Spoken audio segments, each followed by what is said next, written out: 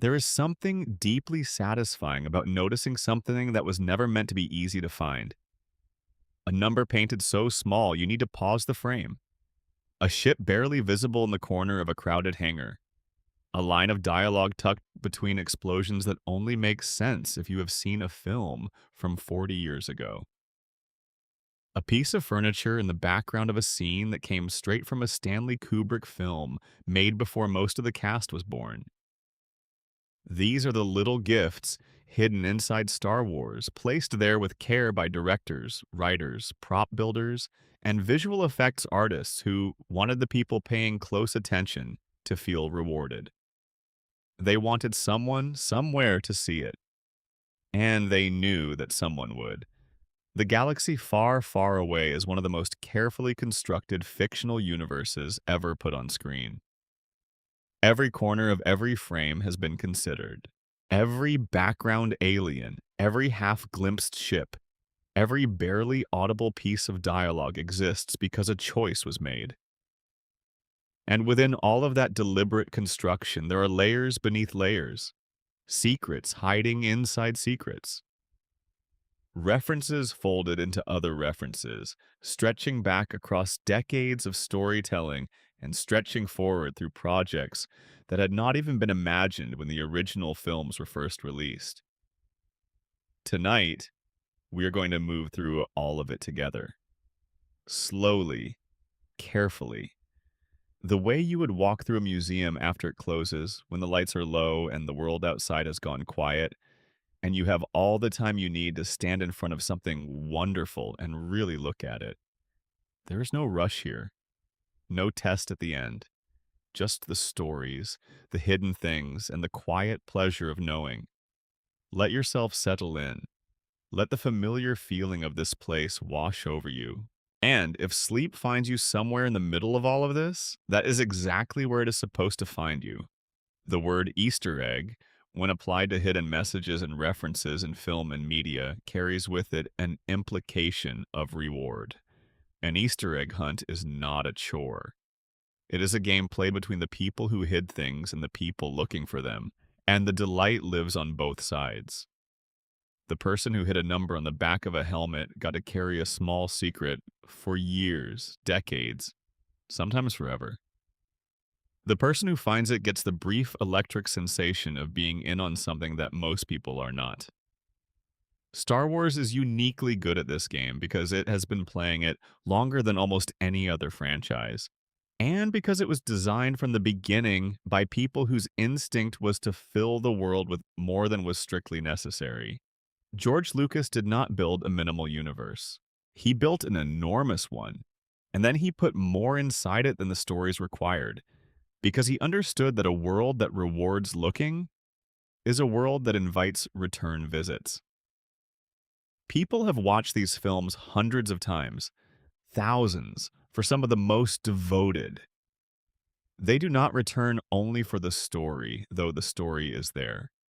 They return for what is in the margins, for the things that appear on the 15th watch that were invisible on the first, for the sense that the universe they are visiting has more depth than any single visit could exhaust.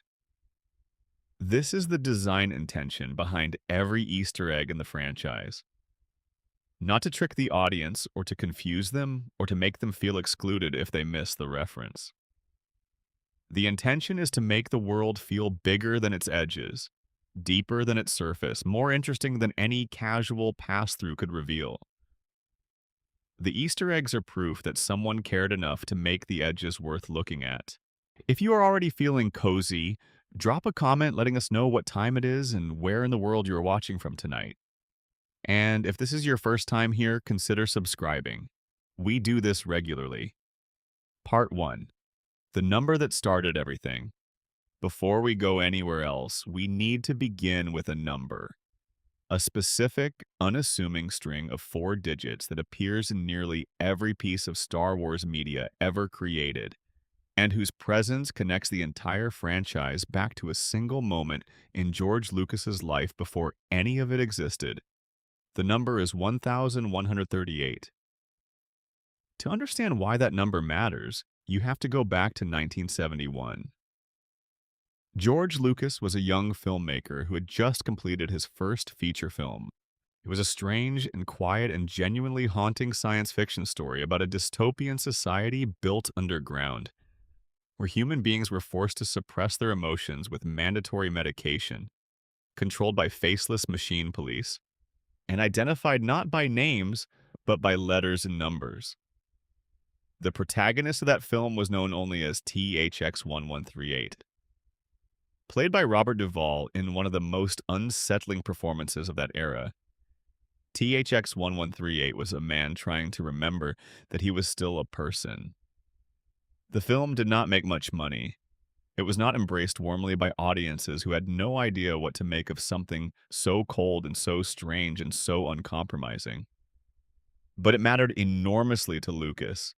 It was the first serious thing he made. It was proof that he could make something serious at all. It was the place where he first learned to trust his instincts about how a world should feel when the camera arrives inside it.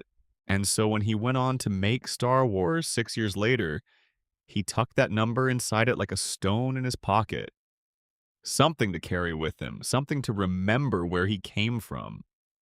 In A New Hope, when Han Solo and Luke Skywalker have successfully broken into the Death Star and rescued Princess Leia, they need to convince the Imperial Communications Officer that everything is under control. Han grabs the intercom and tells the officer, with breathless urgency, that they are transferring a Wookiee prisoner from cell block 1138. It is such a casual delivery, such a throwaway moment in the middle of a much larger crisis, and yet it is the seed from which an entire tradition grows. The number never stopped appearing. In Return of the Jedi, Princess Leia disguises herself as the bounty hunter Boushh to infiltrate Jabba the Hutt's palace and get close enough to free Han Solo from his carbonite tomb. The disguise is extraordinary. The helmet is elaborate, detailed, specific. And if you magnify that helmet to 6 times its on-screen size, the numbers painted on the side read 1138. The costume designers who built the Boushh helmet confirmed this years later. They hid it there themselves, knowing full well that almost no one would ever see it without the help of a freeze frame and a magnifying glass. They placed it there anyway, because the tradition mattered to them even before there was a tradition. In The Phantom Menace, during the massive ground battle on Naboo near the end of the film, a B-1 battle droid can be seen with the designation 1138 printed on its chassis. The droid in question happens to be fighting Jar Jar Binks, which gives the moment a certain accidental comedy that feels almost too appropriate. The number associated with Lucas's most unsettling meditation on conformity and control, placed on the back of a droid that is itself a symbol of mindless, disposable military machinery. In Attack of the Clones, all of the clone trooper helmets feature the numbers 1138 in LED lighting across the back panel. The complication is that the numbers are effectively unreadable during normal viewing because the lighting is too dim and the helmets move too fast through the frame. But they are there. The prop team built them that way on purpose. For the handful of fans who would ever hold a production still and look at the back of a clone helmet, there is the number, glowing quietly. In Revenge of the Sith, the number appears on the helmet of Clone Commander Bakara, one of the officers who carries out Order 66 on the Jedi, who fought alongside the clones for 3 years. The presence of the number at that particular moment, during one of the darkest scenes the saga ever produced, gives it a weight it does not necessarily carry in lighter contexts. The number from the dystopian film about dehumanization, placed on the armor of a soldier carrying out a command that strips away every individual choice, appears in the scene that destroys the Jedi Order. Whether this overlap was intentional or coincidental, its presence there is worth sitting with. The tradition extended into the Disney era without missing a step. In Skeleton Crew, when the characters arrive at the vault planet of At-Aten, a droid informs the character Jod Na Nawud that the planet contains 1,139 volts, not 1,138. One more than that.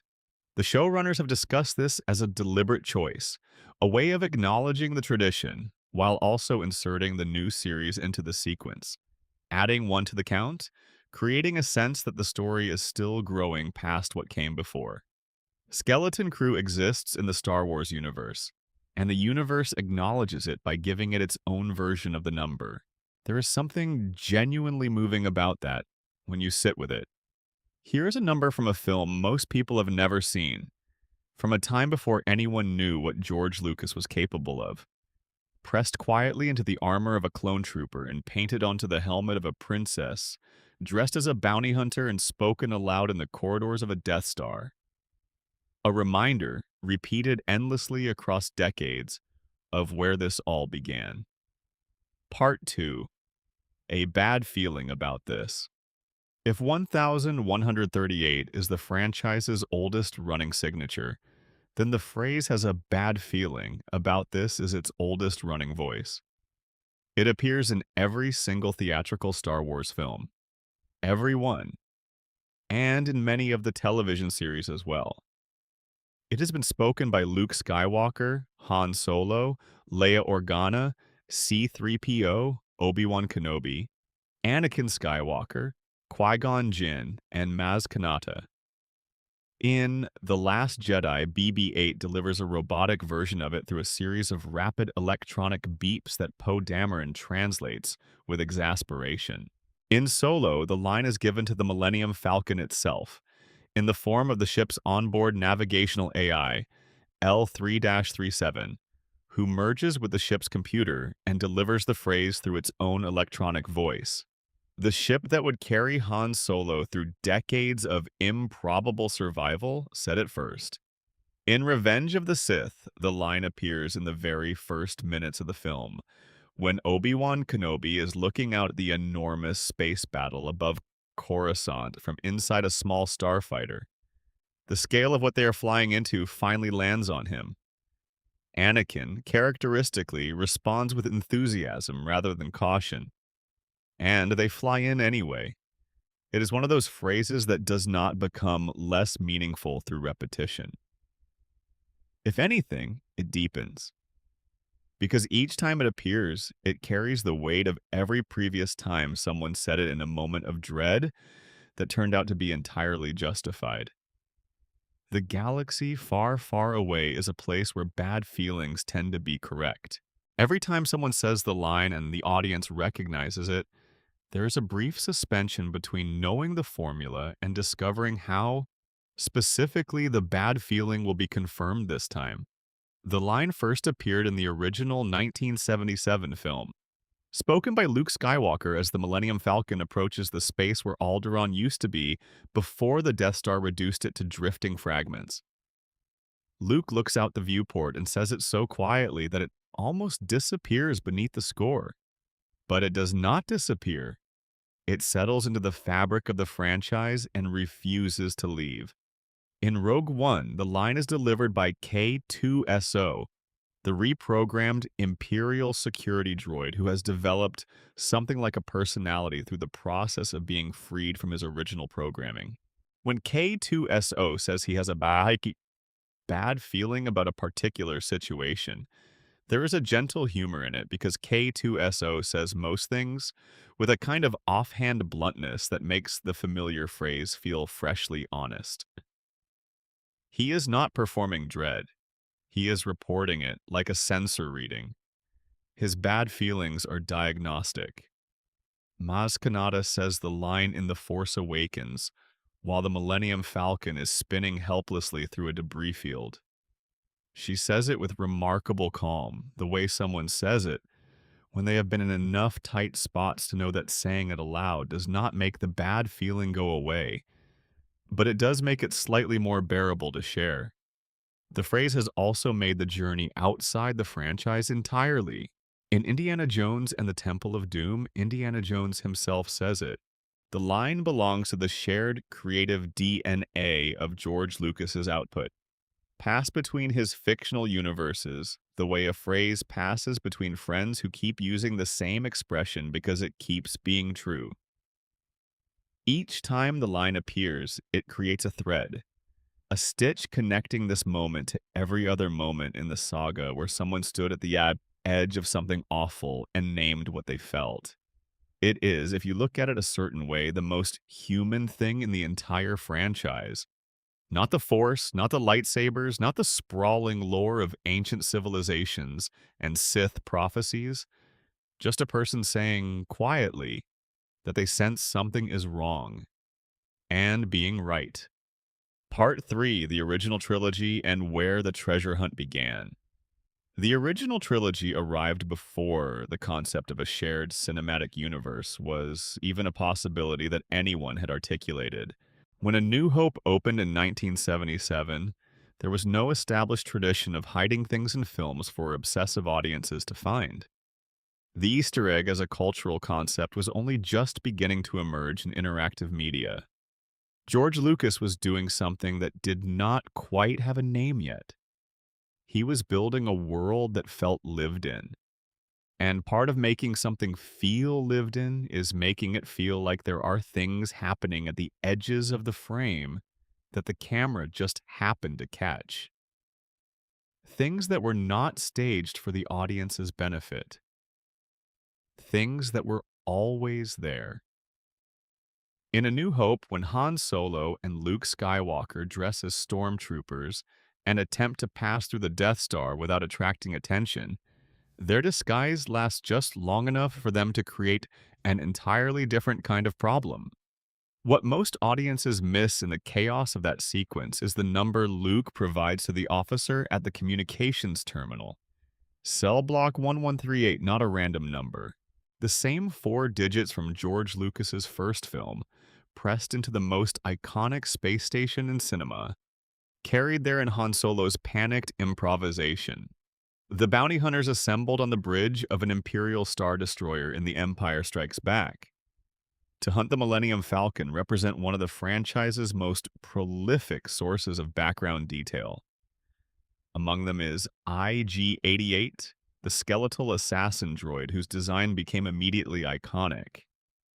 What most audiences do not know is that the head of IG-88 was repurposed from a prop already in the franchise. The beverage dispensers visible in the Mos Eisley Cantina in A New Hope were built from the same base component that would later become IG-88's distinctive conical head. The prop department built IG-88's head from spare parts they already had on hand, and those parts had already appeared on screen in the first film. There is something poetic about this. One of the most dangerous assassins in the galaxy was assembled, in a practical sense, from the same materials that served drinks to aliens at a dusty bar on Tatooine. The galaxy far, far away recycles its components. Things become other things. Objects have second lives they were never designed to have. Later, in The Empire Strikes Back, when Boba Fett takes possession of the frozen Han Solo and prepares to deliver him to Jabba the Hutt, a careful look at the Cloud City loading platform reveals what appears to be IG-88's body discarded among the machinery, as if Boba Fett had already disposed of his most dangerous rival before arriving with Solo. The implication is that the rivalry between those two hunters ended somewhere entirely off camera, and its only evidence is a silhouette in the background of a single shot. In Return of the Jedi, the guards on the sand skiff who are positioned to feed our heroes to the Sarlacc carry names that encode a classic science fiction reference. 3 of them have names pulled directly from the 1951 film The Day the Earth Stood Still. The phrase Klaatu Barada Nikto appears in that film as a code that could stop a deadly robot, and George Lucas honored it by distributing those syllables across the alien species names of Jabba's enforcers. Klaatu, Barada, and Nikto became alien species in the Star Wars canon. A quiet nod to one of the films that helped make science fiction a genre worth taking seriously. The special edition of A New Hope, released in 1997 with updated effects and a handful of additional scenes, contains a departure that most casual viewers probably never register. Visible in the upper left corner of the frame during the establishing shots of Mos Eisley is a ship taking off that was not in the original 1977 cut. That ship is called the Outrider, and it belongs to a smuggler named Dash Rendar, who had been introduced the previous year in the Shadows of the Empire multimedia project. The Outrider's appearance in the updated film was a way of officially acknowledging that Rendar existed in the same timeline as Luke Skywalker's adventure. For fans who had spent a year immersed in the Shadows of the Empire novel and video game, seeing the Outrider lift off from Mos Eisley was a form of confirmation that the story they had been told was real. In Return of the Jedi, during the celebration sequence at the end of the film, John Williams incorporates something into the music during the Jabba's palace section that rewards careful listening. Elements of the Cantina Band theme from A New Hope drift through the background of the score, not quoted directly but present in the harmonic texture. The musical equivalent of a familiar face glimpsed briefly in a crowd. Chewbacca's battle cry during a moment of vine swinging in the Endor forest sequence has been noted by fans as bearing a striking resemblance to the classic Tarzan yell. Whether deliberate or a coincidence of voice direction that was too delightful to correct, the sound of it sitting there in a film about Ewoks and space battles above a forest moon has a certain unreasonable warmth that does not diminish with repetition. During the original film's cantina scene, the alien musicians and background patrons were assembled with remarkable care for beings that appear on screen for a total of perhaps 3 minutes across the film. The specific designs, the alien species, the sense that each of these figures has a history beyond what the camera captures, represent the beginning of an approach to background world building that the franchise would pursue for decades. In Return of the Jedi, the Rancor Pit sequence beneath Jabba's palace features something that most viewers never register on a first watch. The Rancor Keeper, the enormous creature's handler who is devastated when Luke kills the beast, weeps openly over the animal's body. This detail, easily dismissed as alien color, carries a quiet argument about the moral complexity of the Star Wars universe. Even creatures deployed as instruments of cruelty have people who love them. The monster had a keeper, and the keeper had feelings. It is an Easter egg of a different kind, not a reference to another property or a hidden number, but a piece of world building so small and so specific that it speaks to a certain kind of care about what happens at the edges of the frame. In The Empire Strikes Back, the asteroid field sequence contains a visual joke that has been discussed in production circles for decades.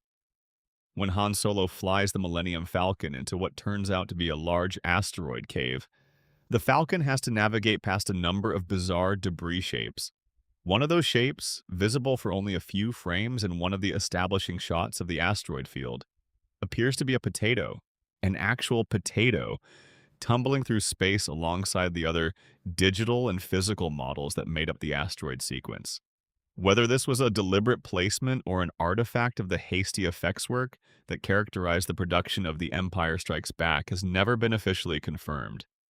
But a dedicated community of frame-by-frame analysts has documented the potato's existence and its presence in the asteroid field of a galaxy far, far away has been a source of quiet delight ever since.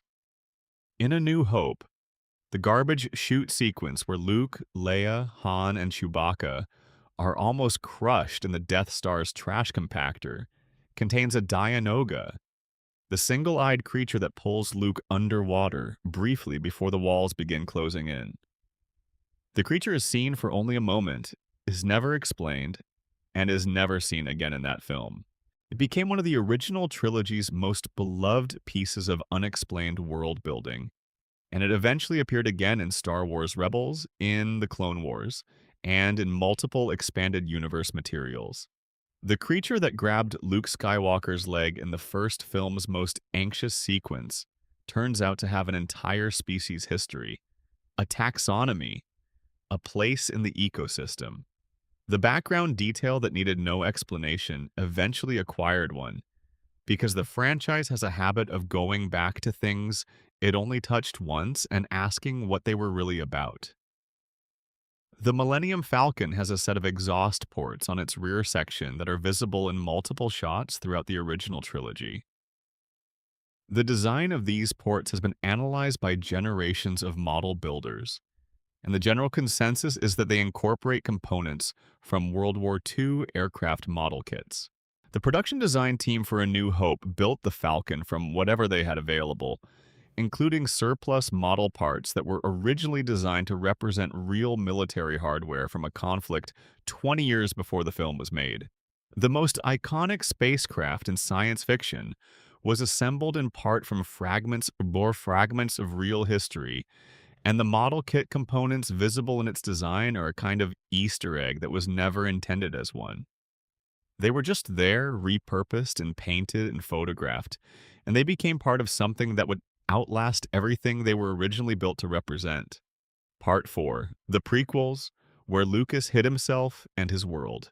If the original trilogy was built on the instinct to make a world feel real, the prequels were built on something different, the desire to honor what came before while constructing the foundation beneath it. And because George Lucas was working with complete creative control on his own material for the first time in decades, he embedded his personal history into the texture of those films in ways that went much deeper than a single number. He put himself in them. The character of Baron Papanoida appears in Revenge of the Sith. He is a Pantoran senator, blue-skinned and elegantly dressed, glimpsed in the audience at the Coruscant Galaxy's Opera House. The senator is played by George Lucas. It took until the third prequel film for the creator of Star Wars to give himself an on-screen moment in the universe he built. And when he finally did, he chose to do it quietly, wearing full alien prosthetics, standing next to his daughter Asai, who played Papanoida's daughter Chi Ikwe. Katie Lucas appeared in all three prequel films, each time in a different role.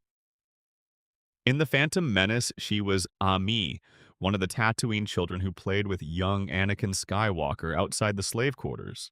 In Attack of the Clones, she appeared as a Twi'lek woman named Looney Minx in the Outlander Club on Coruscant, visible in the same frame as Ahmed Best during the bar scene. In Revenge of the Sith, she was Chi Ikwe, standing beside her father the senator in the Opera House. 3 films, 3 completely different people, one quiet act of parental affection. Jet Lucas, George's son, appeared in Attack of the Clones and Revenge of the Sith as a Jedi Padawan.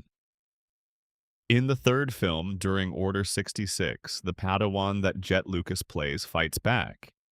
He manages to hold off clone troopers with his lightsaber for a meaningful stretch of time before he is killed. The scene is brief and brutal and unexpectedly moving, and the fact that it was Lucas's own son, playing the child soldier who died carrying the tradition forward in his last moments, gives it a weight that exists entirely outside the text of the film.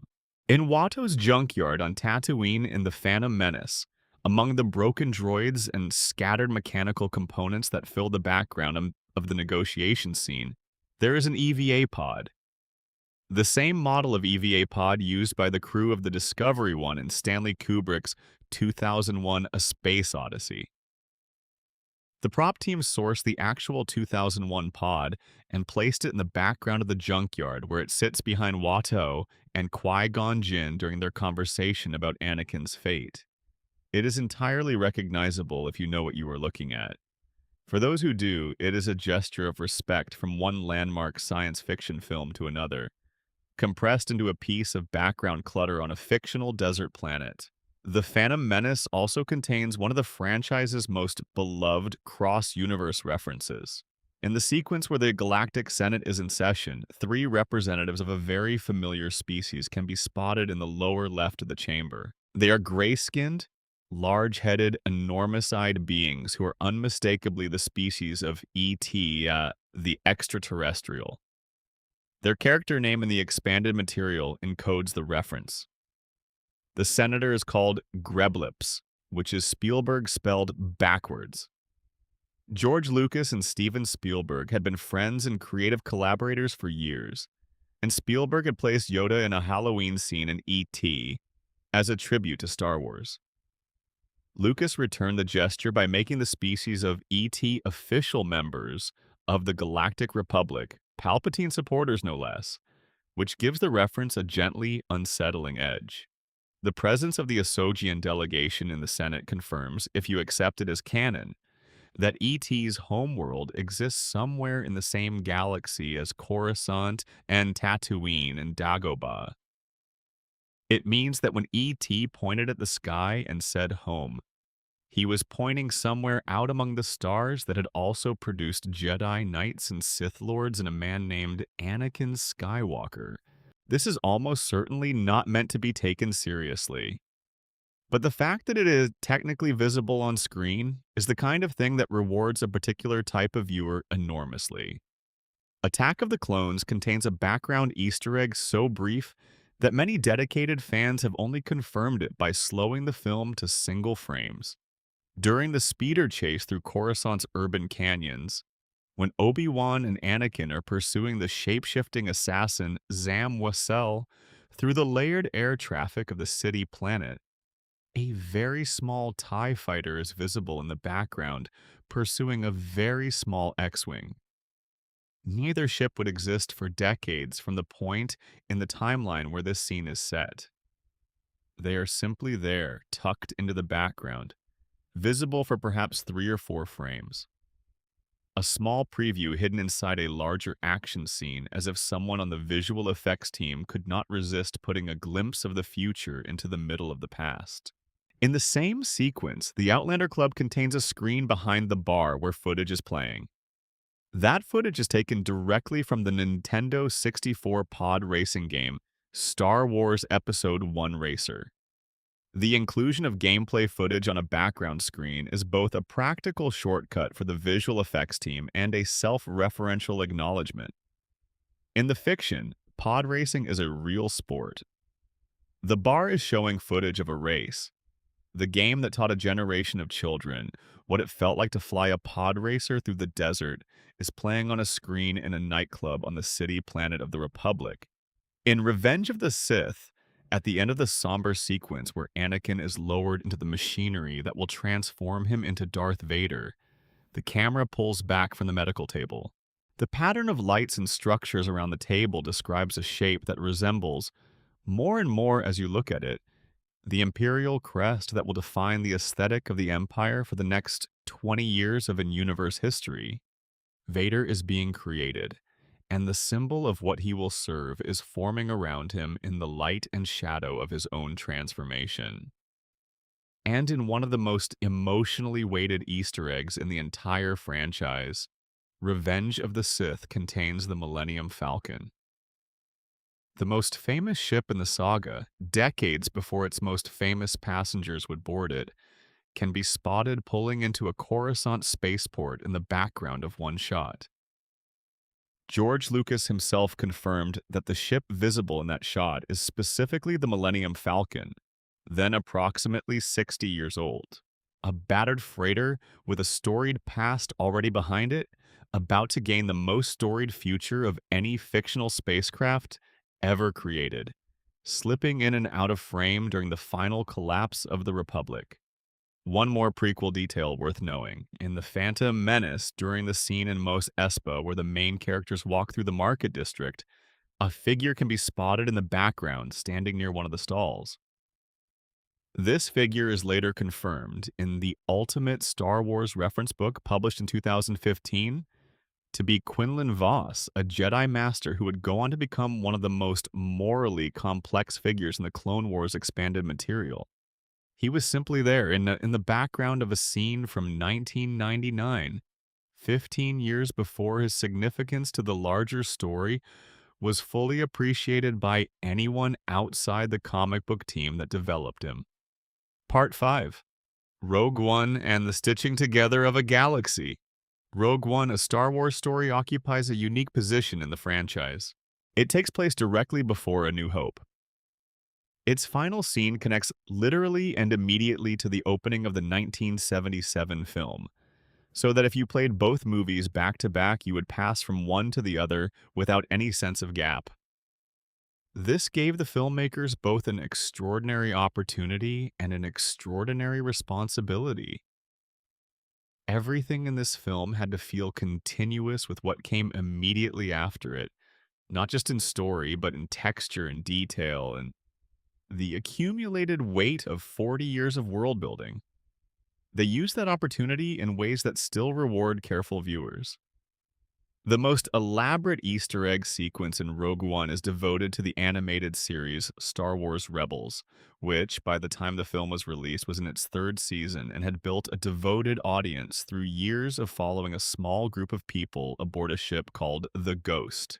The Ghost appears in Rogue One 4 times. The first is before Jyn Erso and Cassian Andor leave the Yavin 4 Rebel base for their mission. Look to the upper left of the launch platform while the characters are in the foreground. The distinctively shaped VCX-100 light freighter, with its 2 forward prongs and its unconventional silhouette, sits parked in the background of a frame that lasts perhaps 3 seconds. Blink and it is gone. The second, third, and fourth appearances are at the Battle of Scarif, where the Ghost can be seen fighting among the Rebel fleet at multiple points throughout the battle.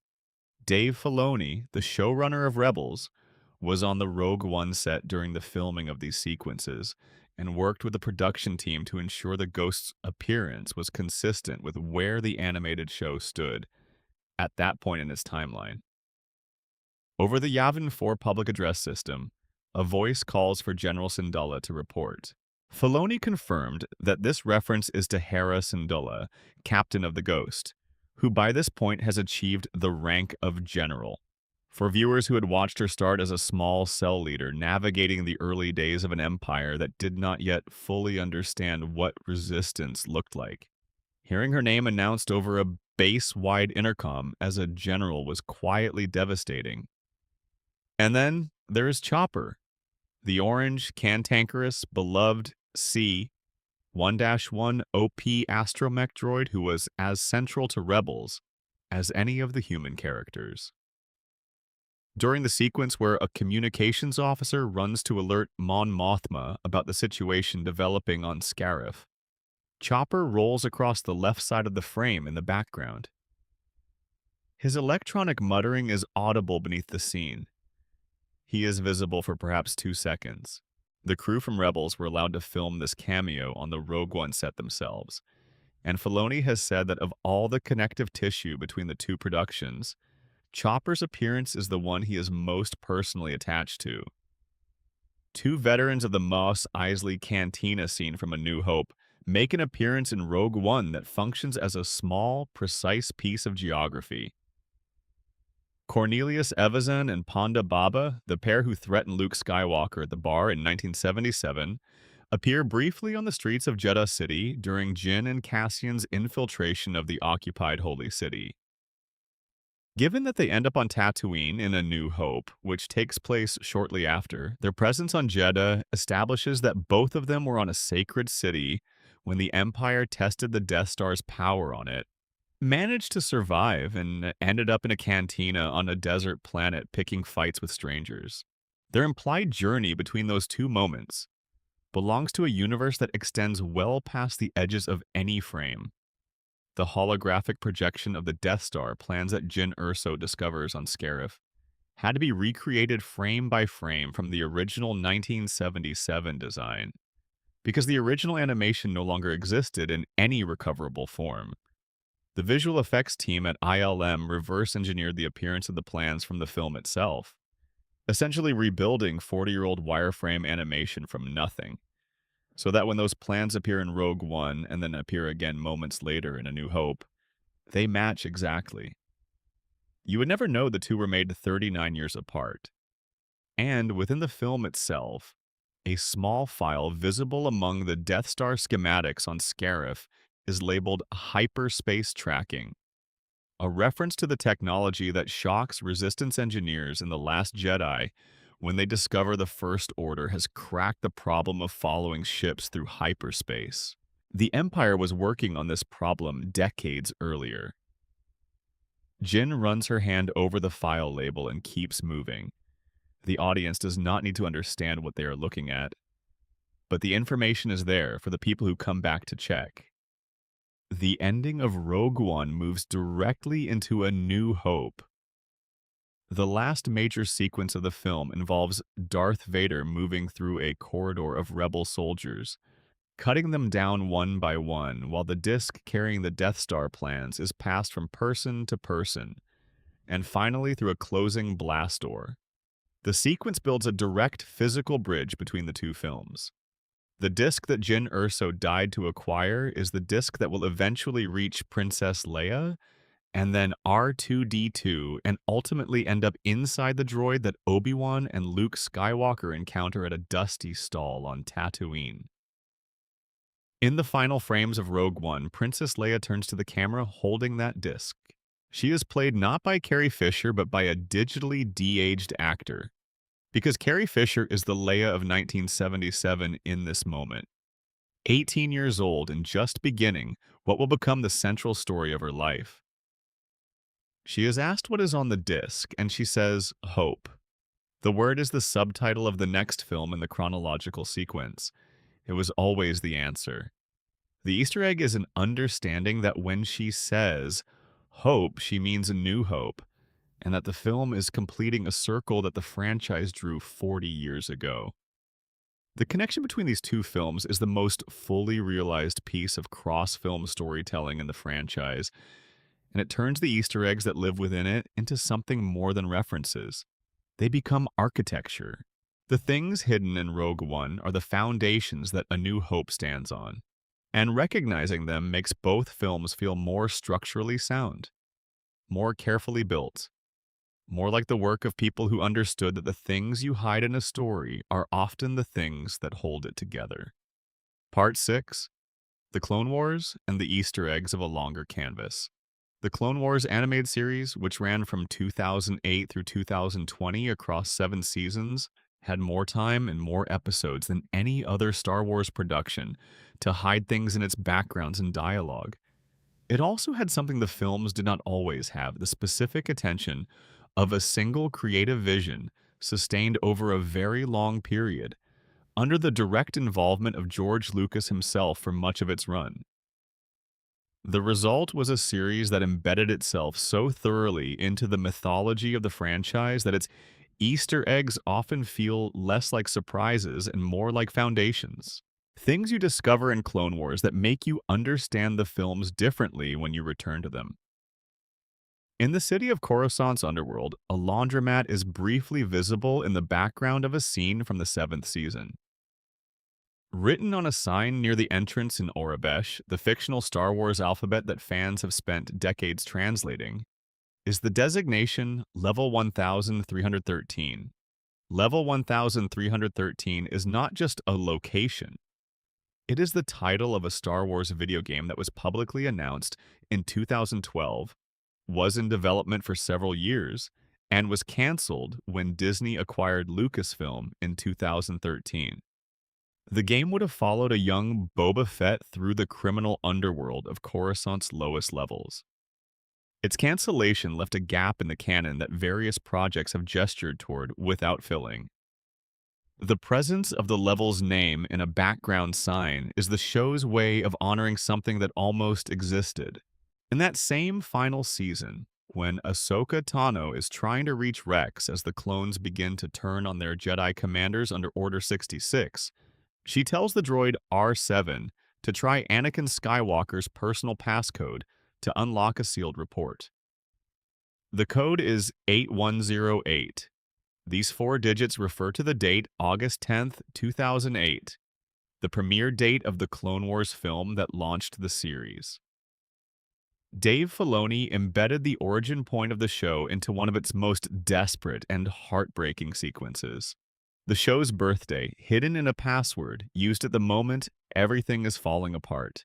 The Mortis arc, which takes Anakin, Obi-Wan, and Ahsoka to a dimension outside normal space where embodiments of the Force exist as physical beings, features something remarkable in its casting. Qui-Gon Jinn appears in the arc as a Force ghost, and he is voiced by Liam Neeson, returning to the role he played in The Phantom Menace a full decade earlier. Shmi Skywalker also appears, voiced again by Pernilla August, who played Anakin's mother in the same film. The show brought back the actors from Anakin's origin story at the moment the series was exploring his destiny. The combination of those voices, reaching back through more than 10 years of real time, gives the arc a weight that a simple recasting would not have produced.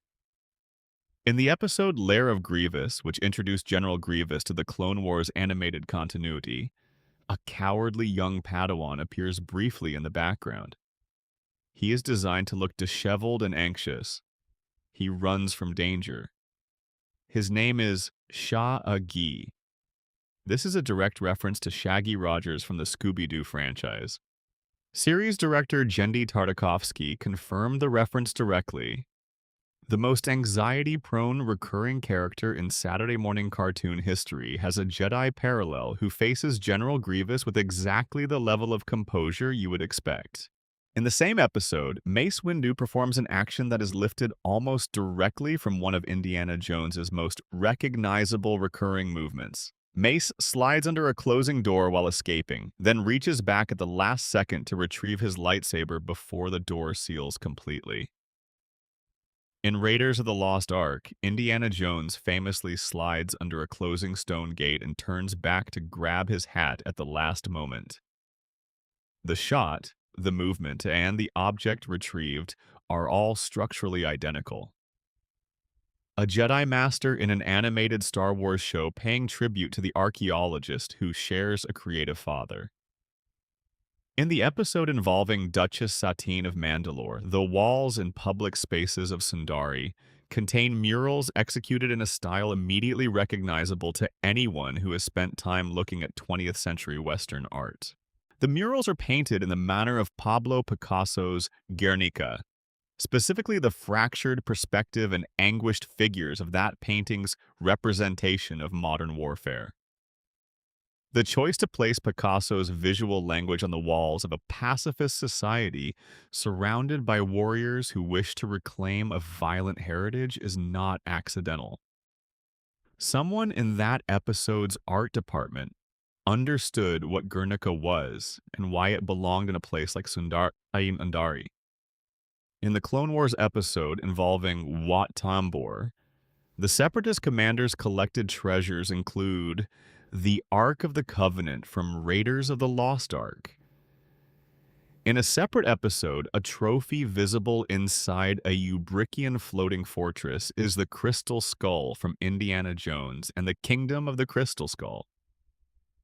Lucas's franchises collect each other's artifacts like old friends who give each other unusual gifts. The Clone Wars also contains the Diner Admiral Snack Bar, a reference to Admiral Akbar so layered with affection that it almost becomes its own standalone joke. The slogan of the diner is, "It's a frap," a riff on the Admiral's most famous line. Across the street from the diner, there is a sign for Dr. Evazan Cosmetic Surgery, referring to the body-modifying criminal who threatens Luke in the Mos Eisley Cantina. The sign notes that the practice is out of business. Given Dr. Evazan's history and disposition, this feels about right. The Cantina Band theme plays in various forms across different episodes, sometimes as diegetic music and sometimes folded into the score in ways that reward careful listening. In the episode Power Sliders in the Clone Wars, the diner menu includes a wok jerky, a reference to the species that would not appear in the films until Return of the Jedi, which takes place decades after the events of the series. The inclusion of Ewok jerky on the menu is the show quietly acknowledging that the galaxy's ecosystem is continuous across the timeline, that creatures exist independently of when the camera chooses to notice them. In one of the Clone Wars story arcs dealing with Padawan kidnappings, a young Gungan child is shown in their living quarters. On the wall, among the child's belongings, is a holographic mobile featuring the creatures from the Planet Core sequence in The Phantom Menace, the large underwater predators that threatened Qui-Gon, Obi-Wan, and Jar Jar Binks during their journey through Naboo's core. These terrifying animals that nearly ended three major characters in the first prequel film appear as decorative toys in a child's bedroom a decade later. The galaxy's most dangerous fauna reduced to a mobile. The Easter egg here is the recognition, but the pleasure is in the recontextualization. In the Clone Wars episode featuring the character Kira Swan, a Weequay bounty hunter, her name encodes a reference to two franchises simultaneously. She is named in honor of Keira Knightley, who appeared in both the Star Wars prequels as Sabe, the decoy queen, and in Pirates of the Caribbean as Elizabeth Swan. The bounty hunter's name combines the first name of the actress with the surname of one of her most famous characters. She also won a tournament called the Obsidian Sphere, which is a reference to the Black Pearl, the legendary ship from Pirates of the Caribbean. A single character carries two separate franchise references in her name and her story, and neither requires the other to make sense. The final arc of the Clone Wars, which was produced and released a decade after the series was originally canceled, reunites with Ahsoka Tano and Rex during the events of Revenge of the Sith. The arc was designed to run in parallel with the film, and moments from the film are visible in the background of the Clone Wars episodes through windows, on screens, in the distant sounds of things happening elsewhere. Order 66 arrives in the Clone Wars during this arc, as it does in the film, but experienced from the inside of the clone army rather than from the perspective of the Jedi. When Rex activates the Order against Ahsoka and then later fights it with everything he has, the sequence creates an event that the film already showed the audience the outcome of, while simultaneously revealing everything the film never showed them about what that outcome cost. The Clone Wars treatment of Jedi who would die in Order 66 contains one of the most quietly devastating uses of dramatic irony in the franchise's history. In the briefing sequence at the beginning of the final arc's first episode, the Jedi Council is informed of which generals are being deployed to which operations across the Outer Rim. Plo Koon is sent to Cato Nemoidia. Ayla Secura is sent to Felucia. The camera shows each of them briefly in their positions, ready for deployment. Both of those Jedi die in Order 66 in Revenge of the Sith, on exactly those planets, in those exact positions. The briefing sequence in the Clone Wars shows them departing for the places where they will be killed. And if you have seen the film, you already know it. The Easter egg is the geography. The tragedy is knowing where the geography leads. Part 7. The sequel trilogy and the architecture of memory. The Force Awakens arrived in 2015 carrying an almost impossibly heavy burden. It was the first Star Wars film in a decade. It was the first Star Wars film without George Lucas at the helm. And it needed to feel, on some fundamental level, like coming home.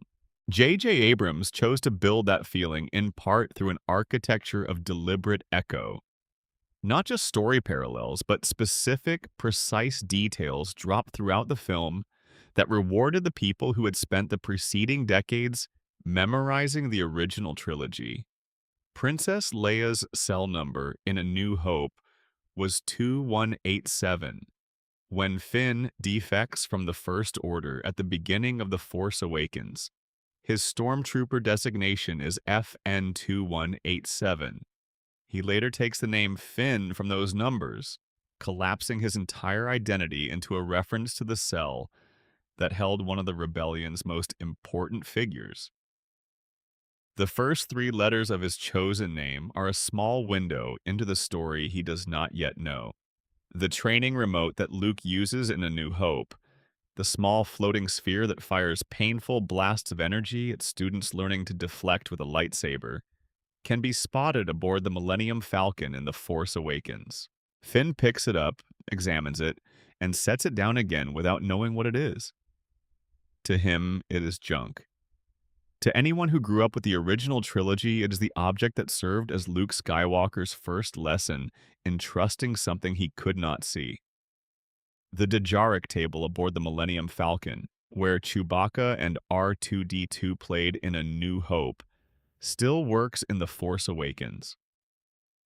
The holographic creatures appear in positions consistent with a game that may have been in progress for 30-odd years. The table remembers its games. It has been sitting there, waiting for someone to finish the match. The golden dice that hang in the Millennium Falcon's cockpit, barely visible throughout the original trilogy as a piece of set decoration too small to register as meaningful, appear explicitly in The Last Jedi when Luke uses a force projection of them to give Leia one last goodbye. They had been in the cockpit since A New Hope, hanging there as a detail no one ever explained. And then suddenly they became the emotional center of one of the most tender farewells the franchise has ever staged. Abrams placed them prominently in The Force Awakens, setting up their significance without explaining it, so that when Johnson used them in the next film, they already felt like they meant something. In The Rise of Skywalker, the festival of the ancestors on the planet Pasana is described in the film's visual dictionary as occurring every 42 years. The most recent previous occurrence places it at almost exactly the same time as the events of A New Hope in 1977. The celebration is described as honoring the past and looking forward to the future. In the final film of the Skywalker saga, the last time this festival occurred was when the whole story was beginning. In The Last Jedi, the detail about the hole in Luke's mechanical hand tells a longer story. The blaster bolt he took at the Sarlacc pit in Return of the Jedi left a hole through his glove. In The Last Jedi, when Rey returns the lightsaber to him, the camera briefly shows his hand taking it. The hole is still there. In 30 years of isolation on an island at the edge of the galaxy, the hole was never repaired. He carried that damage for 3 decades without mentioning it, without fixing it, as if the evidence of what he had survived was too important to erase. Mark Hamill asked director Rian Johnson for a second role in The Last Jedi because he wanted to appear in the Canto Bight casino sequence. Johnson agreed, and Hamill played a CGI character named Dabu Skay, a small alien visible in the gambling hall. His voice in the role is unrecognizable. The name Dabu Skay is an anagram of Bob Dusquet, the film's editor. 2 tributes encoded in a single background character, visible for perhaps 10 seconds. In The Last Jedi, Carrie Fisher's dog Gary appears as an alien in the Canto Bight scenes. The dog that Fisher was famously devoted to and brought everywhere with her appears in the background of the casino, disguised as an alien species, because the crew loved her enough to sneak her companion into the movie. It is the kind of small kindness that the franchise is full of, if you know where to look. Part 8. The Mandalorian and the Meeting of Worlds. The Mandalorian did something that no live-action Star Wars project had managed to do before it. It brought characters and relationships from the animated series into the world of physical production and treated 20 years of Clone Wars and Rebels storytelling as equally real and equally significant as the film trilogies. This had consequences for the Easter egg landscape that were almost disorienting in their richness.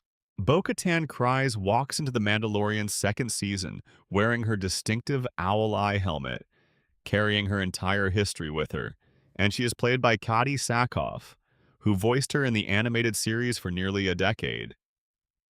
The effect is of the animated past becoming physically real.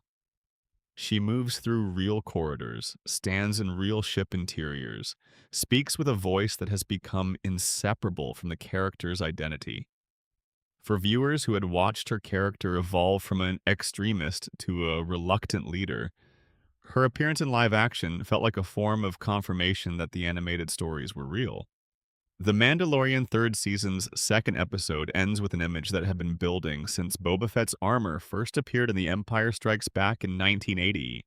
Swimming in the living waters deep beneath Mandalore's surface, its eye the size of a building, is a mythosaur, The mythosaur skull has been the primary symbol of Mandalorian culture for 45 years of real time, visible on Boba Fett's armor, before any of the world building that made Mandalorian culture comprehensible existed.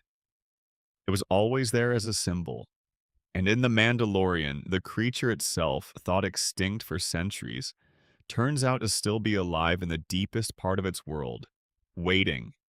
The scene where it appears, where Bo-Katan and Din Djarin are swimming back up through dark water, and something enormous looks back at them, is one of the most quietly extraordinary moments in the Disney-era catalog.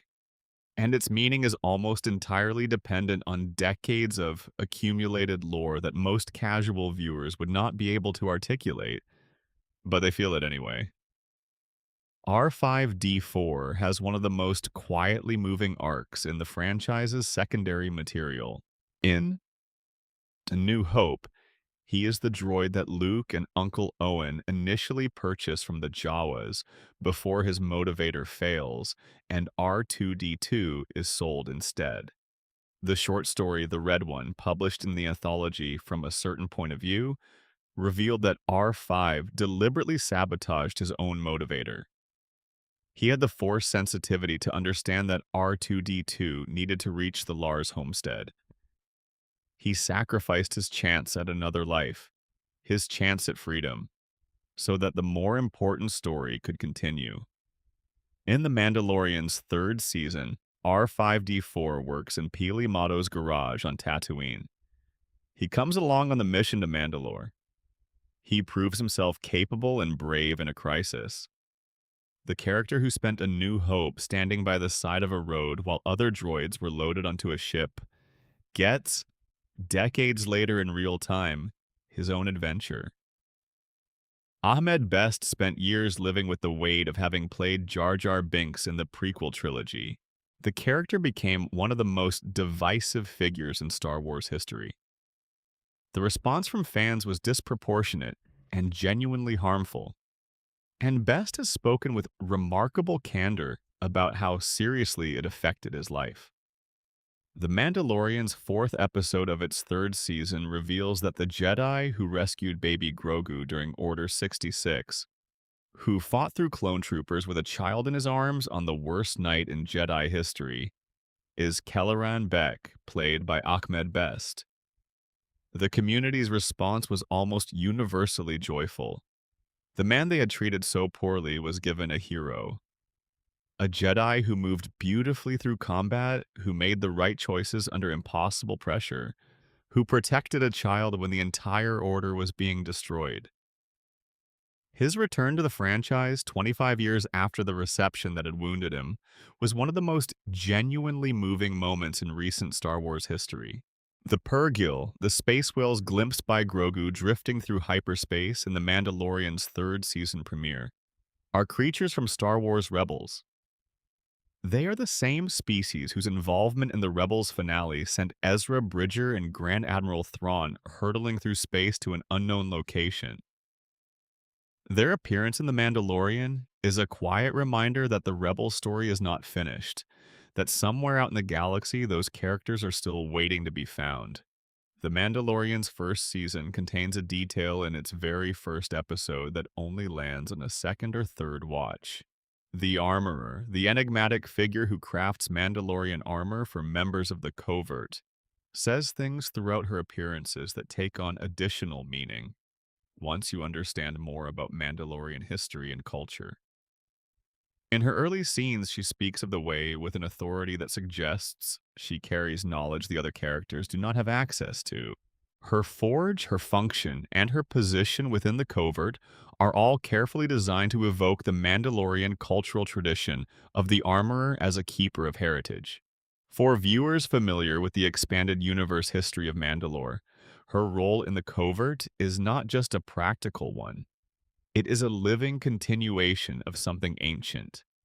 In the episode where Din Djarin and Mayfeld infiltrate an Imperial base to access a terminal with information about Moff Gideon's ship, the conversation between Mayfeld and a high-ranking Imperial officer covers a range of topics that encode several layers of history.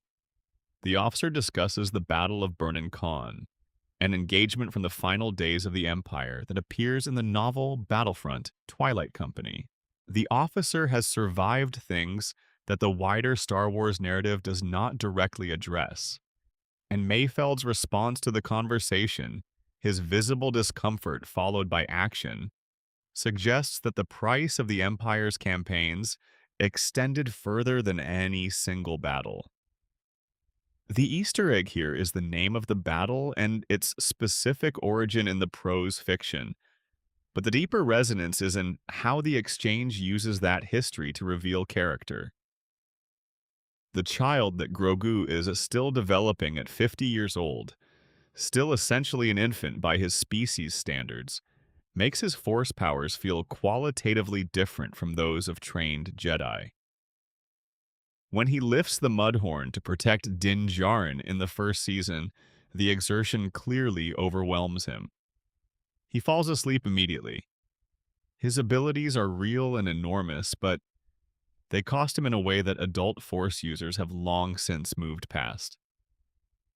The show treats this detail with enormous consistency throughout its run. Every significant Force use by Grogu is followed by some form of recovery. This is not just character writing, it is world building, an expansion of how the Force operates in developing beings that adds a dimension to the mythology that the films never needed to address. The Easter egg is the internal consistency itself, the sense that the rules were thought through before a single frame was shot. In the first episode of The Mandalorian, a bounty tells Din Djarin he wants to be home in time for Life Day. Life Day was introduced in the Star Wars Holiday Special from 1978, a production so strange and chaotic that the franchise has spent decades carefully not acknowledging it. Its mention in The Mandalorian's very first episode was the closest thing to an official confirmation that Life Day exists in the canon that the franchise had ever offered. Something from one of its most unloved productions, welcomed back quietly through a single line of dialogue. Part 9.5, Solo Rebels and the Bridges Between, Solo: A Star Wars Story occupies a strange and underappreciated position in the Easter egg history of the franchise. Released in 2018, it was the first Star Wars film to center on characters whose full stories had already been told in earlier films, which meant it had to function simultaneously as origin story, as prequel, and as a repository for the kind of detail that rewards people who already know how the story ends. The golden dice that Han Solo keeps in the Millennium Falcon cockpit, established in The Force Awakens as objects of genuine personal significance, appear prominently in Solo as objects that already carry their weight. Han wins the Millennium Falcon from Lando Calrissian in a Sabacc game, and the dice are there from the beginning, part of the Falcon's interior before Han's relationship with the ship has fully formed. The dice are, in Solo, an Easter egg referencing something the audience will see decades later in the story's chronology.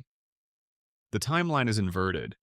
The reference points forward to objects that are already historic by the time they matter. The Kessel Run itself, one of the most famous unexplained details from A New Hope, where Han Solo boasts that the Millennium Falcon made it in 12 parsecs, receives its explanation in Solo. The parsecs question had been a running debate in the fan community for 40 years, with some reading it as a navigation shortcut and others reading it as a mistake in the script. Solo resolves it by depicting the Kessel Run as a journey through a treacherous maelstrom where a shorter route meant more danger, not less time, and where the 12 parsecs represents the distance traveled through the most hazardous possible path. The film turns an old debate into an Easter egg for people who remembered the original question, then answered it.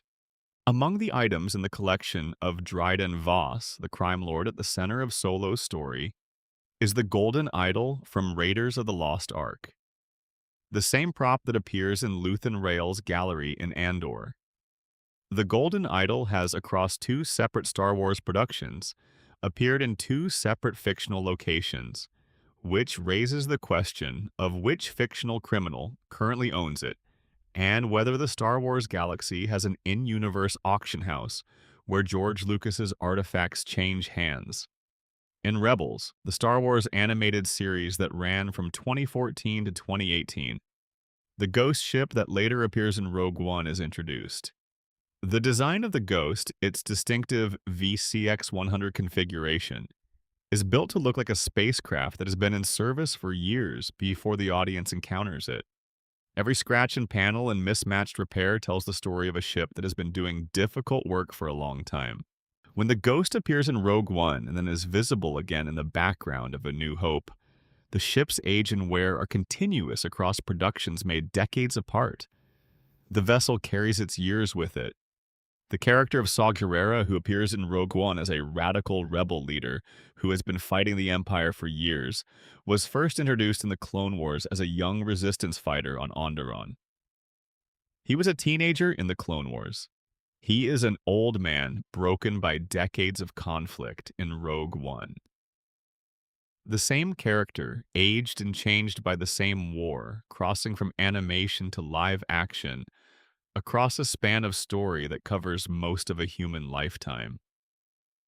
For viewers who had watched young Saw learn from Anakin Skywalker how to fight, watching the man he became fight the Empire that Anakin helped create carries a specific and layered kind of weight.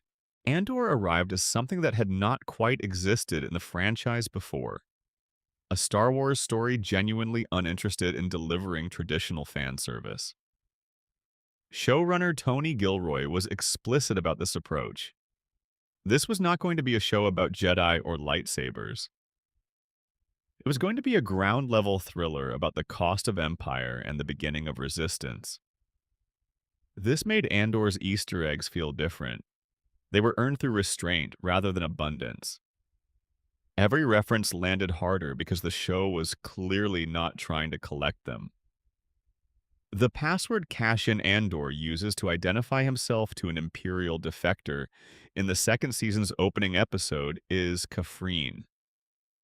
The Ring of Kafrene is the space station where Cassian's story in Rogue One begins, where he kills an informant to keep the Rebel Alliance's knowledge of the Death Star project secret. Using Kafrene as a password in Andor's second season, set years before those events, is a piece of circularity. The place where Rogue One starts is where Andor holds one of its anchors.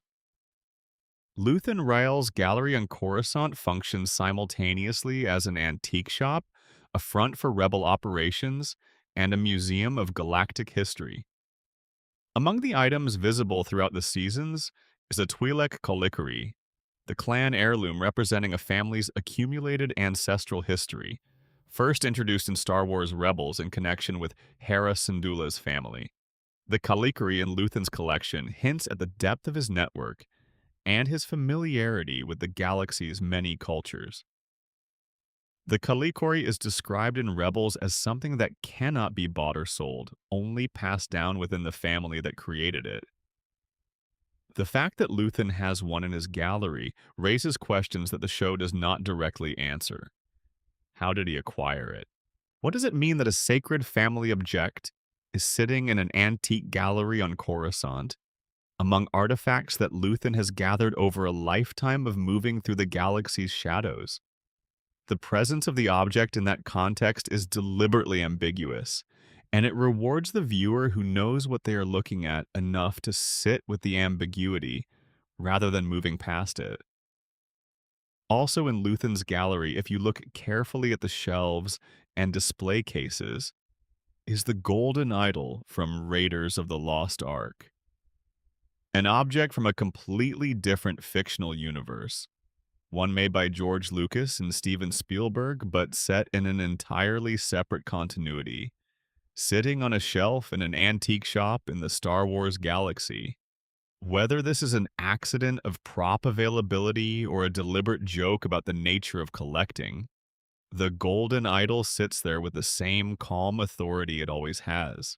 The ISB meetings in Andor's first season discuss disruptions caused by a major Imperial project on the planet Scarif.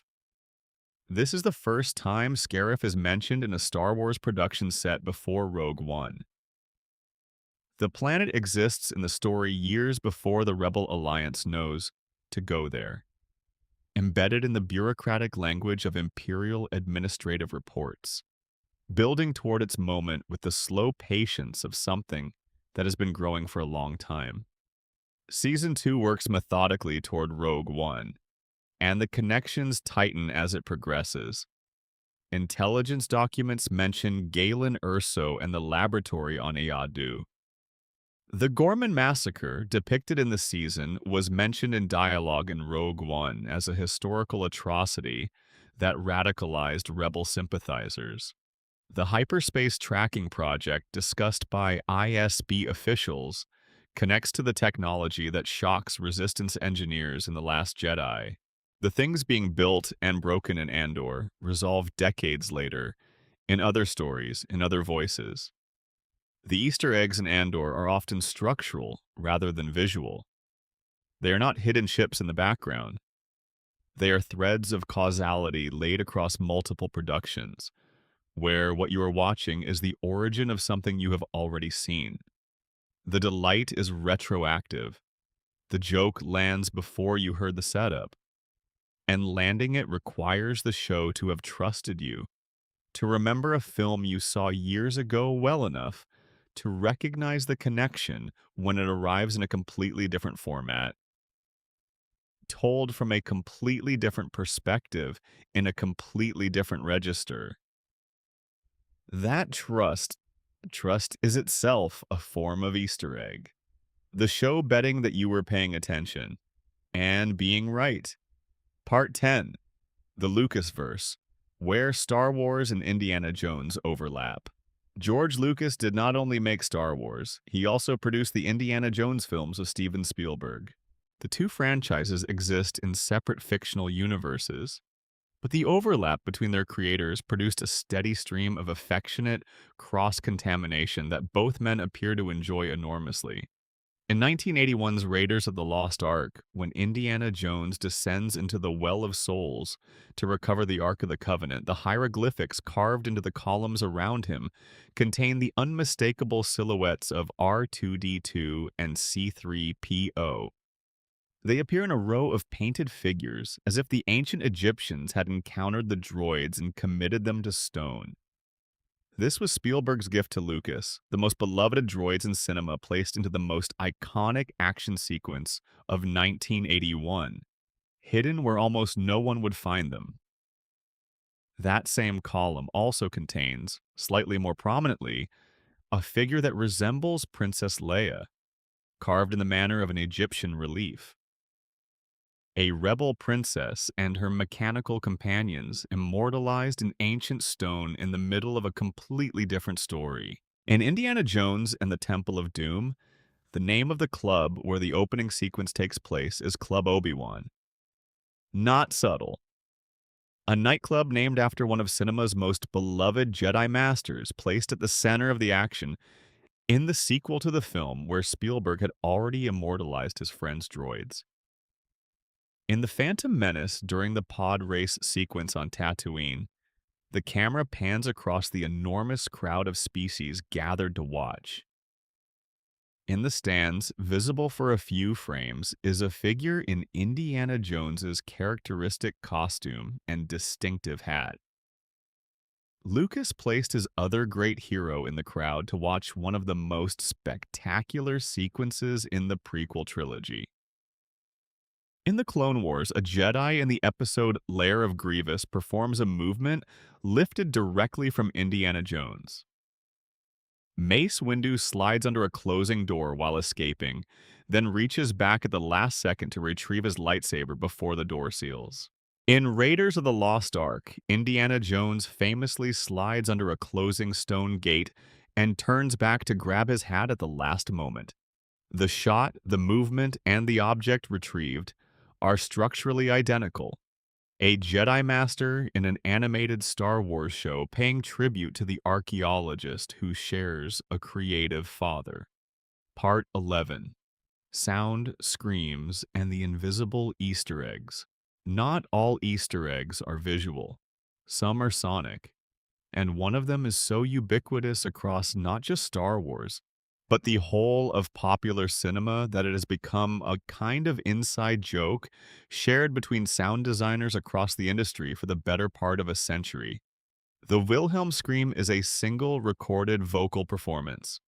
It originated in 1951 in a film called Distant Drums, during a scene where a soldier is attacked by an alligator in a Florida swamp.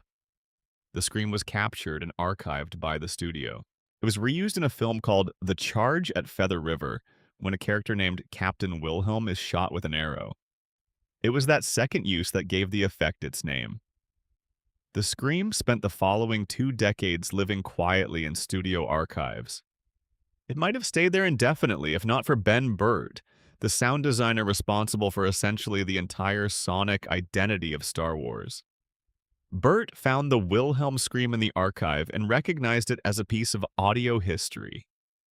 He incorporated it into A New Hope as a small private joke, placed where a falling stormtrooper needs to make a noise. Burt used it again in subsequent films, and the tradition became established. The scream appears in The Empire Strikes Back, Return of the Jedi, all 3 prequels, and in many Disney-era productions. It also became a phenomenon outside the franchise, with sound designers across the industry quietly dropping it into their films as a tribute to the tradition. It appears in the Lord of the Rings trilogy, in Toy Story, in Pirates of the Caribbean. Hundreds of films across 50 years now contain this single, historically documented scream. The experience of catching it, once you have trained your ear to recognize it, is something between delight and mild vertigo. You're not just hearing a funny sound effect, you are hearing a through line. A sonic artifact carried from a Florida swamp in 1951 through every major action franchise of the following 7 decades, passed between sound designers like a running joke that never stops being told because most audiences never know the joke exists. In the Star Wars films, the scream typically belongs to stormtroopers. This feels correct. The stormtroopers of the Empire are endlessly replaceable, endlessly falling, endlessly emitting the same sound. They are the same man screaming forever across every Star Wars film ever made, falling from platforms into the dark. In Revenge of the Sith, during Anakin's transformation into Vader, the medical machinery produces rhythms that echo almost imperceptibly the structure of the Imperial March. The melody has not formally begun yet in the story's chronology. It will not start officially until the Empire is fully formed and Vader is walking its corridors. But the rhythm is already there in the machinery and the breathing, laid under the scene like a structural foundation, waiting for the rest of the building. The sound of a lightsaber is itself one of the most storied accidents in cinema sound design. Ben Burtt built it by running a broken film projector whose electromagnetic interference he captured on a microphone, then combining that hum with the feedback from a television set. He turned a defective machine and a domestic appliance into the most iconic fictional weapon sound in the history of recorded audio. The accident that produced it is itself the Easter egg. The thing that sounds most designed was found by chance. Part 12. The Orabesh Alphabet and the Language of Hidden Messages. Star Wars has its own written alphabet. Orabesh, a fictional script used throughout the galaxy, appears on signs, computer screens, ship instruments, clothing, and environmental surfaces throughout every era of the franchise. Most audiences experience it as visual texture, as the suggestion of language rather than language itself. But fans who have learned to read Arabesh have been finding hidden messages in the background of Star Wars productions for decades. In the Clone Wars, the signs visible in the background of city environments often contain jokes, references, and commentary visible only to people who can read the script. Menus at background diners contain real items. Warning signs contain real warnings, and occasionally, something winks at the audience from the corner of a frame where no one has any reason to look. In various background advertisements and street signs throughout Coruscant's cityscape, Across multiple productions, readers of Arabesh have found everything from straightforward business names to genuine world-building details that add texture to the urban environment without requiring any character to comment on them. The names of crew members have appeared in Arabesh on signs in The Mandalorian. Location names from real filming spots have made their way into fictional environments. The barrier between the making of the thing and the thing itself, always permeable in Star Wars, becomes nearly transparent when you know the language. The existence of Aurebesh as a readable, consistent, translatable script is itself an Easter egg, in the broadest possible sense. George Lucas could have created a fictional alphabet that was simply decorative, that existed to suggest writing without actually encoding anything. Instead, the franchise built a real alphabet with real phonetic equivalents, and then filled the background of 40 years of productions with text that could, in principle, be read by anyone willing to learn. This is generosity of a particular and unusual kind. The hidden messages were built into a language that anyone could learn. The code was always breakable. The gift was always available, waiting for whoever wanted it enough to reach for it. The fan community that developed around Arabesh translation is itself a kind of Easter egg ecosystem. People who have spent years learning the alphabet, who can now read a Star Wars background sign as naturally as they read their own language, experience the franchise differently from people who cannot. Not better or worse, but differently. They catch things in passing that others would need to be told. A background sign in a cantina becomes readable. A label on a crate in the background of a hangar sequence becomes a punchline. The joke that the set designers wrote for the people who would eventually learn the language is still there, waiting years and sometimes decades after it was placed. In The Bad Batch, Arabesh text in various background environments has been translated by the community to contain references to significant dates in Star Wars production history, nods to crew members who worked on the show, and small jokes that reward the most dedicated translators. The production team knew this community existed. They were writing for it. Star Wars has, over its history, created an entire secondary culture of people whose hobby is looking carefully at things that were not meant to be looked at carefully. Frame-by-frame analysts, Arabesh translators, prop historians, background alien taxonomists, sound effect archaeologists. These communities exist because the franchise kept rewarding the behavior of looking more carefully than was strictly necessary. Every Easter egg that someone found encouraged someone else to look harder, to pause on frames they might have moved past, to listen to sounds they might have let wash over them. The franchise and its most dedicated audience co-created the Easter egg culture together, each side responding to the other's attention with more things worth being attentive to. The sound of a lightsaber igniting, that rising hum that has been described as the sound of presence and intention, combined into a single tone, is perhaps the franchise's most enduring sonic Easter egg, in the sense that it contains within it the story of its own creation. Ben Burt built it from broken equipment and domestic appliances, from the electromagnetic interference of a projector that should have been repaired, and the feedback of a television set that should have been turned off. Two accidents combined into the most iconic sound in science fiction. The hum you hear every time a lightsaber ignites is a reminder that sometimes the things that last longest are the ones nobody planned.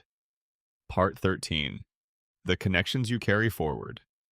There is one more category of Easter egg that deserves its own space. Not hidden numbers or background ships or recycled sounds. Something quieter than all of those. Luke Skywalker's mechanical hand receives a blaster bolt during the battle at the Sarlacc pit in Return of the Jedi. The bolt goes straight through the glove, leaving a hole that briefly reveals the metal and wire beneath his human skin.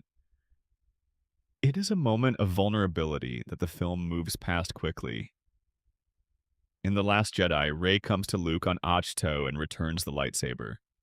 She reaches out and offers it to him. The camera lingers briefly on his hand as he takes it. The hole is still there, the glove was never repaired. In 30 years of isolation on an island at the edge of the galaxy, he never fixed the small piece of evidence that he was once a person who fought and bled and came through it anyway. He carried that damage for 3 decades, and then handed the lightsaber to a young woman who needed to see what survival looked like. This detail asks only for attention, but it produces something that a number on the back of a helmet cannot. The sensation of continuity.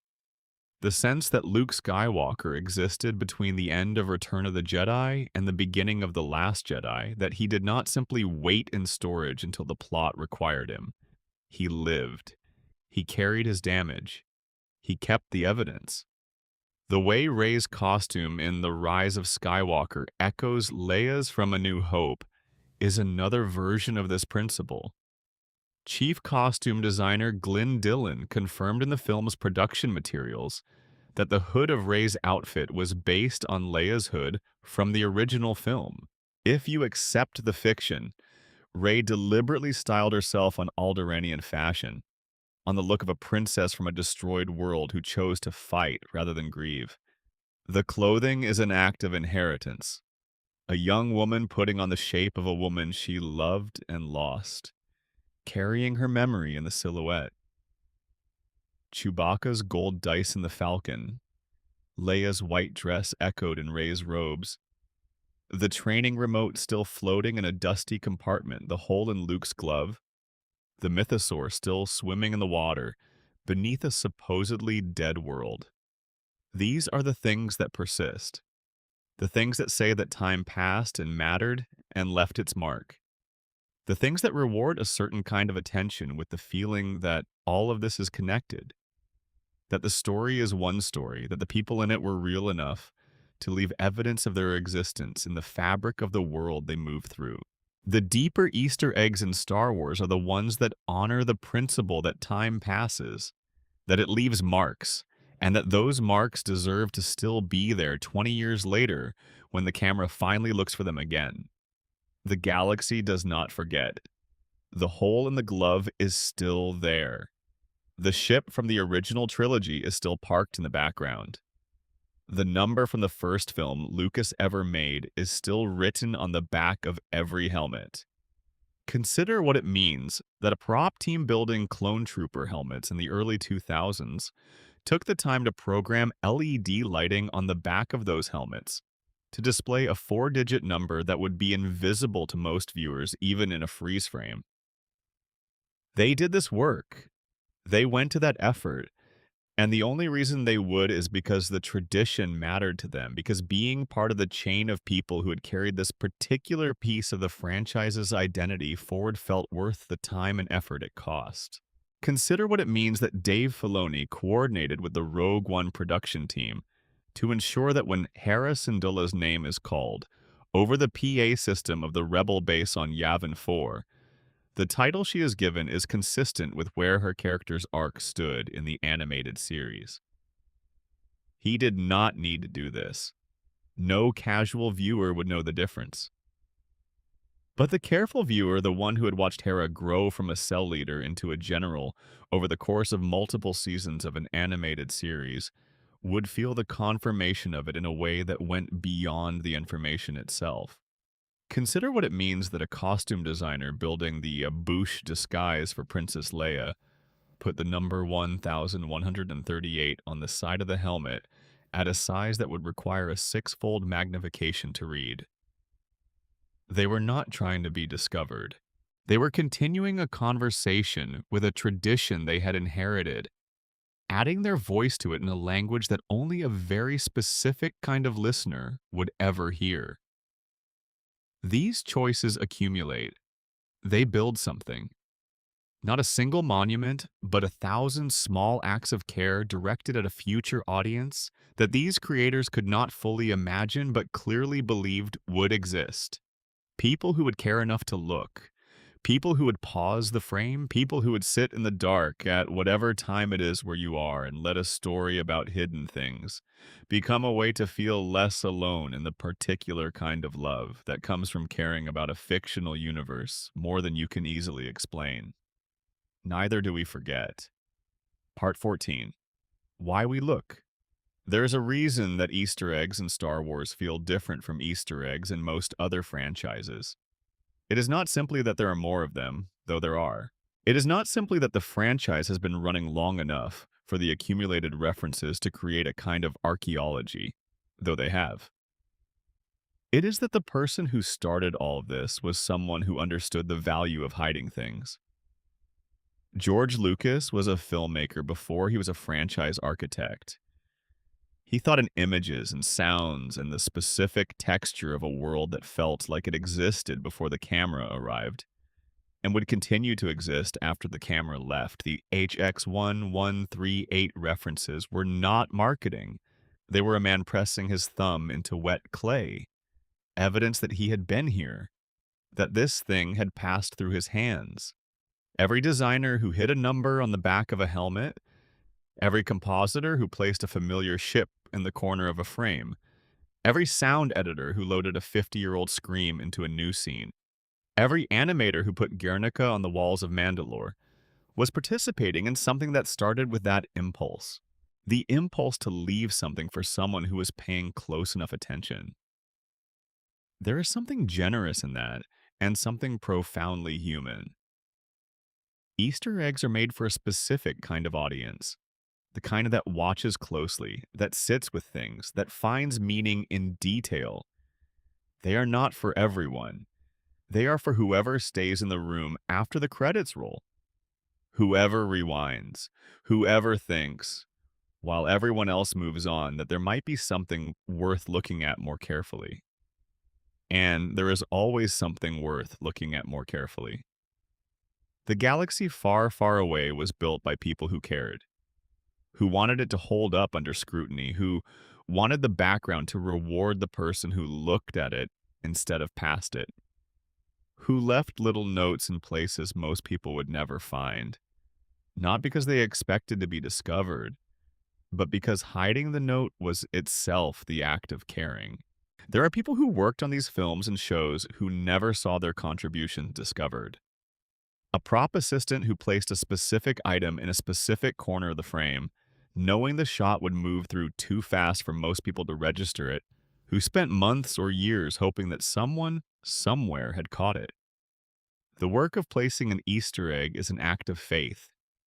You do the thing, you send it out into the world, and you trust that the right person will eventually arrive at the right frame at the right moment and feel the small burst of recognition that proves the effort was worth it. Sometimes that recognition comes years later. Sometimes decades. Sometimes the person who discovers an Easter egg was not alive when it was placed. The Easter eggs in A New Hope have been watched by people who were not yet born when the film came out in 1977. And some of those people are the ones who found things that everyone else missed. The game is always still running. The hidden things are still hidden, waiting for whoever comes next. Every Easter egg in Star Wars is a love letter, written to the audience that would look for it, written across decades. Written in numbers too small to read and ships too distant to identify and sounds too buried to isolate without headphones, and years of practice and a particular kind of quiet devotion to a universe that was never supposed to end. And if you have made it this far, you know how to read them. You have always known. Settle deeper now. Let the stars go quiet. Let whatever remains of the evening drift over you like something warm and slow. The hum of a hyperdrive somewhere far away. The soft sound of a galaxy at rest. You have found everything worth finding tonight. There will be more tomorrow. There is always more, hidden just at the edge of frame, waiting for you to look. The rest can wait until then. If you made it all the way through tonight, thank you for spending this time in the galaxy with me. If this helped you find some peace, hitting like and subscribing is the kindest thing you can do. Drop a comment telling me which Easter egg surprised you most, or share one I did not cover. I read every single one, and this community finds things that need their own videos. Sleep well. May the Force be with you, always.